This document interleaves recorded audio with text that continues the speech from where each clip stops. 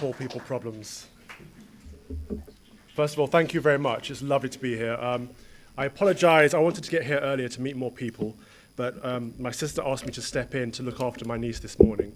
And I thought, if anyone's going to appreciate that excuse, it's going to be the family conference, isn't it? My niece is the light of my life, honestly. She's amazing. She's the one that grounds me. She's 5 years old, and she grounds me in all the things that are important in life and reminds me of why we do what we do. So thank you for, first of all, inviting me to talk to you today. Some of you may or may not know me from the bits of media work that I do on talk radio and GB News and the likes. But I'd like to start off by talking about why I do what I do, because it addresses the issue at hand, really. So before I got into the media stuff, I was in industry. I worked in mobile app development and website design, and it was quite a good job. Enjoyed it, made a lot of money, had a lot of fun, but it wasn't fulfilling, and it wasn't very wholesome, and it wasn't very rewarding. And at some stage, I started looking for something more vocational. And when I did, I realized that maybe I could put my skills to use, my programming skills to use in education, because one of the problems we had in industry is that all of the people coming to us that called themselves computer programmers or coders had great CVs, great qualifications, but absolutely no knowledge and no skills. It was atrocious. So we outsourced most of our work to East Asia and Europe. And it wasn't because it's cheap labor, it's just because that's where the talent is. So I thought, naively or arrogantly, that I could make a difference in that area by teaching kids in our own country how to do it properly, how to code. And I realized there aren't enough computer science teachers. And this is around the time of Michael Gove's reforms in education. He was trying to change things from, when I was at school, we had IT, and that was using computers, that was spreadsheets and PowerPoints. And computer science is about making computers and making them work. It's very, very different. It is a science. It's a physics science. So I thought, I'll have a go at that and see if I can make a difference. Now, bearing in mind, in industry, I've been sat next to people who are Lib Dems, Labour supporters, Conservatives, and we'd all go out for a drink on a Friday after work. I thought that was normal. And then I entered the world of education, which is not normal. It really did take me by surprise at the groupthink and the echo chamber that teachers exist in. And teachers, don't get me wrong, are the hardest working people I've ever met in my life. They really, really do care about what they do. It is a vocation. But they exist in a bubble. And a lot of them have been to school, university, straight back into school, have not spent any real time in the real world, and therefore don't know real problems, don't know what their kids are going through. And that means there's a clear divide there in how they address the issues at hand. So I started to blog about what I was seeing. I wrote a very small piece on Conservatives for Liberty a long, long time ago about what I saw to be left-wing indoctrination in schools. And the reason I thought this was an issue is because we're seeing a massive shift in perspectives in this country. It used to be that parents were the ones responsible for children. It used to be that parents passed on values, parents passed on knowledge, and schools were a place that kids went to during the day for help. It was supplemental, it was additional to what you got from home. And somewhere along the lines, there's been a flip, and we now expect the state to take care of our children. And parents don't seem to want to be, or don't seem to know that they need to be involved quite often. And I know I'm being critical of parents here, but so often we hear things like, why are kids getting through 12 years of school not being able to read and write? I think we should hold a mirror up to people asking that question and say, why are kids going through 12 years without being able to read and write? Do not put the blame on schools. Have a look closer to home. Parents should be reading to their children. Parents should have children reading to them. And this is why we're in the mess that we're in society. Because the state has very different values to what I believe it has very different values to the rest of the country. I think most people in this country are small c conservative in values, believe that the family is important, believe that there are two genders, believe that marriage is mostly between a man and a woman, and that is a sacrament. I think most people in this country still are nominally Christian. Whether they affirm it or not is a different matter. But all of these things are very different to what we see in the mainstream media and in the government, which will push a heavily liberal progressive viewpoint of, well, 4-year-olds can decide what gender they are. It doesn't matter what they were assigned at birth, as if you are assigned your sex. And push the ideas that black people are oppressed, white people are oppressors. So critical race theory, gender theory, queer theory. Sorry, can you hear me? Okay. Can you hear me at the back? Yeah, great. And all of these, yep. Was that a yes, or was that a hand up for something else? Oh. So all of these theories are being pushed by well-meaning but misguided individuals, and they've replaced the parent. So I started blogging about what I was seeing. At some point, a local rag picked me up and said, do you still believe in this? Do you still believe that kids are being indoctrinated in schools? I said, absolutely yes, I see it every day. When it came to the EU referendum, I was the only teacher that was pulled aside, and then my executive head teacher and the deputy head teacher said, Calvin, we know your views on Brexit. Whatever you do, do not mention it today. This is on the day of the referendum. And my response was, what? I'm here to teach computer science. I don't know how Brexit will come up. But I promise you I won't. And as I went around school that day, I noticed that it was only me that had been told that, because every single teacher was talking to children about Brexit and how sad it was and how upset they were and how it might mean that our relationship with the European continent might devolve further, or dissolve rather. And the chapel decorated the altar with an EU flag. They replaced the Christ crucifix with a flag of a political flag, and I was very upset by that. But there was an announcement on the tannoy. If you are hurt or feeling troubled by today's referendum, please come to the chapel. We are here for you. It was bizarre. It was bonkers. But they didn't think they were doing anything wrong. They could not conceive that other people might hold a different perspective. And this wasn't an anti-Europe movement, and this wasn't an anti-European movement. You know, one of the things they said to me is, many of our kids are from Europe. I'm like, well, great, that's good. We love Europe. But it's not about that. It's about political union. It's about having the sovereignty to vote for the people who make the regulations in our country. It's about having control of our borders, not saying immigration is good or bad, but being able to dictate the policies from this country, not from a different state. All of these things would not cross their mind, because within the groupthink mentality of education, they were right, they were morally superior, and everyone else around them thought like them. So this local rag, the Camden New Journal, said, do you still believe in these? This is going on, and are these your views? And I said, yes. So they published it, and off the back of that, the Mail, the Sun, the Telegraph, the Times, all took it up. So this was the first time I got exposed in the media, which was fun. But that was the reason people started asking me my opinion on things. It wasn't, you know, I'm not a journalist. Whenever people call me a journalist, I say I'm not a journalist. I'm not here to report the news. I'm here to give my opinion. And, you know, Talk Radio started asking me to come on and say what was going on in schools, especially around indoctrination, but also towards the pandemic when schools were closing down, and I'd report from the front line. But it's very much commentary, and I'm trying to offer a perspective that I think a lot of people in this country share that isn't always reported on mainstream media. And there have been two responses to that, two very vocal responses. I'm a liar, it's all made up, you know, I'm a grifter, I'm doing this for the clicks, or yes, absolutely, I see this. This is, thank you for reporting this. The grifter thing really gets me. I commented on this week because doing this shuts down so many opportunities. Speaking out, sticking your head above the parapet, you get it chopped off so often. And if people knew that sacrifice, I'm not here to say I'm a martyr, but if people knew the sacrifices you have to make to stand up for your principles, they wouldn't call you that. And I'm sure many people in this room have experienced that situation. But what gives me faith in every time I do this is for every nasty troll that says, you know, you're making this up, it's fabricated, no one thinks like you, you're a bigot.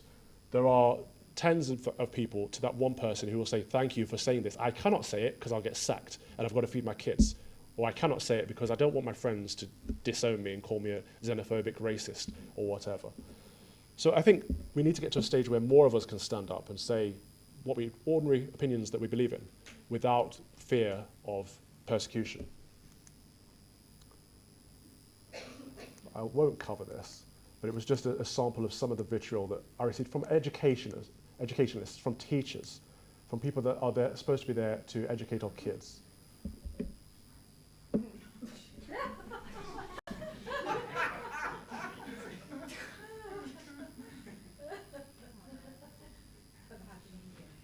I love the cognitive dissonance. Like, these people think they are morally superior. Like I say, these are classroom teachers, and it's, you seem like a nice guy, but you're wrong, so you mustn't be a nice guy.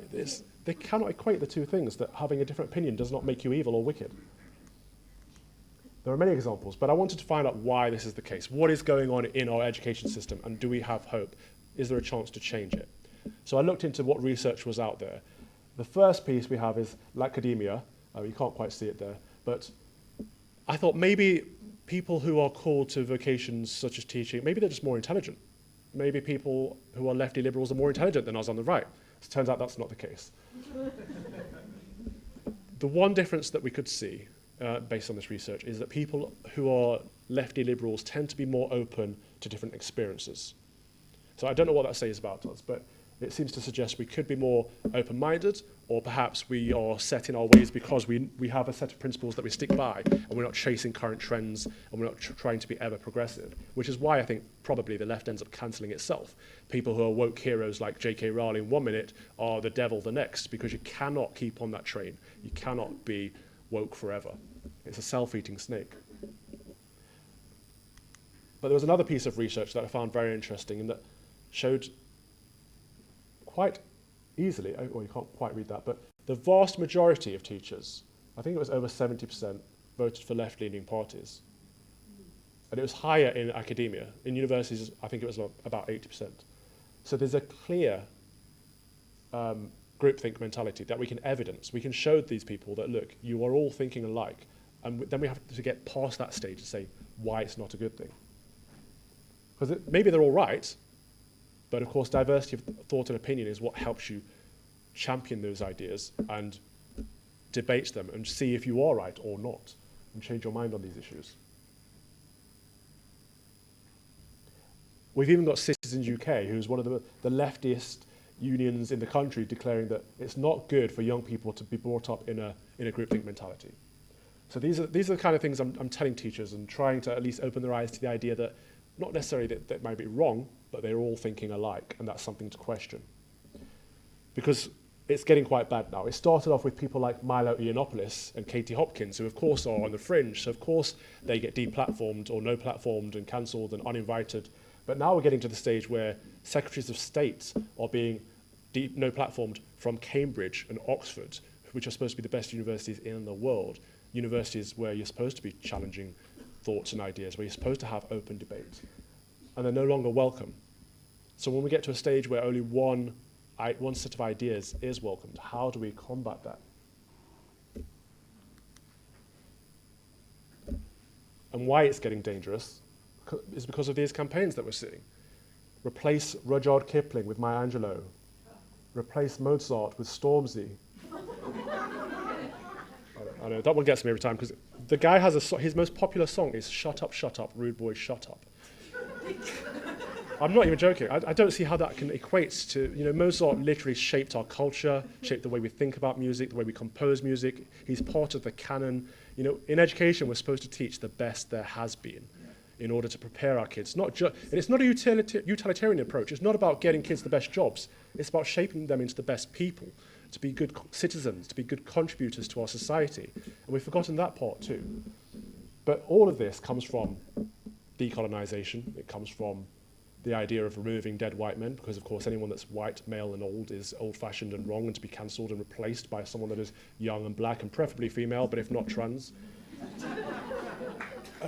But it's meaningless, isn't it? It's just we cannot help these things. These are our mutable characteristics. We should not be defining knowledge based on these characteristics. So I tried to look into where this came from. Where did no platforming came from? It came from the Students' Union, the very people that are supposed to be protesting and out there championing their ideals and campaigning against other ideals and debating. We don't know how to disagree well anymore because our young people aren't doing it. And we're not modelling it. And then we've got head teachers out there getting very, very political, campaigning on behalf of left-wing parties in front of children, or taking their school children along with them, whether it's to remain in the European Union or whether it's to vote Labour because Tories hate kids. It's just a nonsense that we need to keep an eye out for. And the reason I raise this is because People in this room are the ones that can change this, and parents are the ones that can change this. If we can stop handing our kids over to school and start taking our kids to school and interacting with school, engaging with school, finding out what's being taught, finding out who's teaching it and how, we have a right to know what's going on in the classroom. In fact, we should know what's going on in the classroom. It's a responsibility more people need to take on board, because this is a legitimate teaching resource downloaded from TES, the most popular teaching resource website. This is how they're teaching our kids that left wing is good, right wing is bad. So I would say that being left wing is more collectivist, being right wing is more individualistic. But there's a nuance there.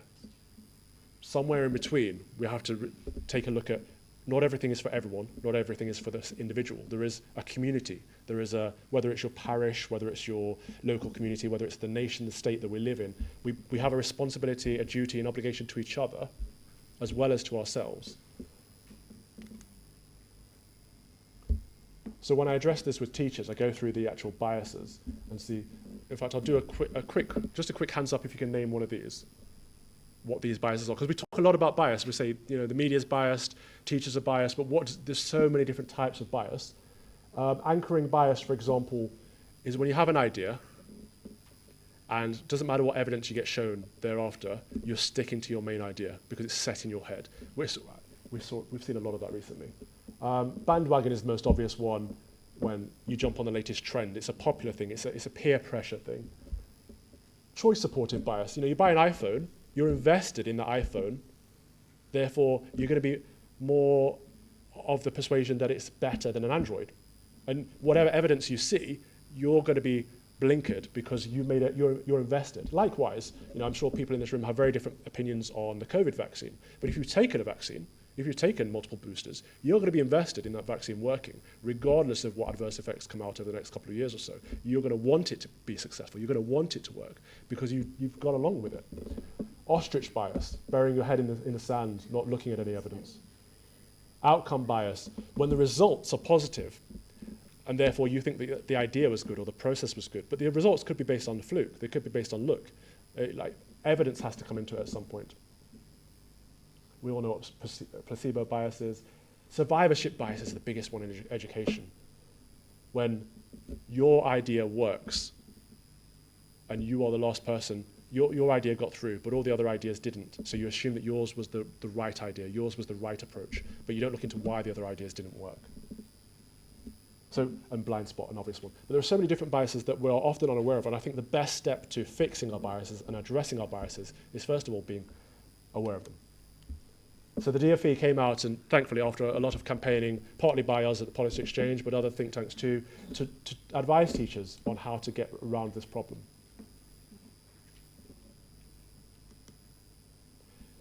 And the teacher standards say that schools should be politically neutral. The Education Act of 1996 says that schools should be politically neutral. And that means they cannot teach things like gender theory, queer theory, critical race theory as facts. They can address them, they can talk about them, they can say why they're being discussed in the media, but they cannot teach these ideas as facts. And what we're seeing at the moment, I'm sure you guys will be discussing things like RSE quite a lot, or these ideas of they want to be more inclusive, they want to be more welcoming to different types of family, and so they'll push these things as normative. Again, that is political, it's an ideology, it's not appropriate. Sex education, moving down from secondary school into primary, under a conservative government no less, entirely inappropriate. The idea that children can choose their gender. Again, this is going on in schools right now, and these lobbyist groups that are going in are saying you might not want to discuss it with your parents because they might not have the same approach to this. In effect saying that parents are bigoted, so keep this to yourselves, it's up to you. I tend to think that's child abuse. I think a child cannot choose their gender, and if a child has gender dysmorphia, that is a mental illness I'm willing to recognize, but we treat mental illnesses with therapy, with prayer, maybe with pharmaceuticals. We don't treat them with surgery. And I think more parents need to be, again, looking into what's being said in school, who's going into school. Is Stonewall going into your school? It's still happening, even though the government have advised against it now, finally, after years and years of campaigning.